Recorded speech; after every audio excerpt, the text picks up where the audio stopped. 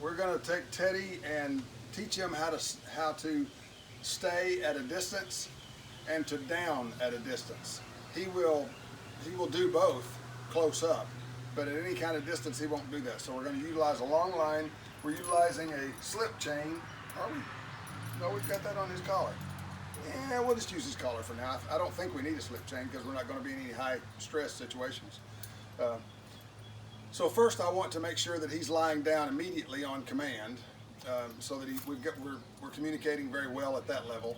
And then we'll go out in the yard and we'll start communicating at a little bit more distance, and we'll use the long line to reinforce that.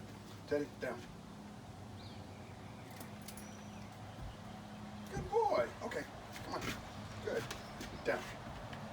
Good. Step back, good. Come on, Teddy. Down. Good boy. Let's step out here and do this.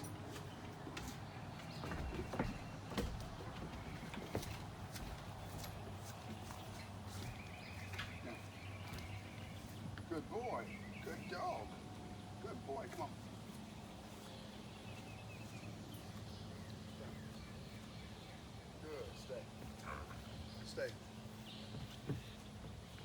This is to let him know that no matter where I am or what I'm doing, is to start introducing him to the proposition that no matter where I am or what I'm doing, once he's told to stay, he just stays there.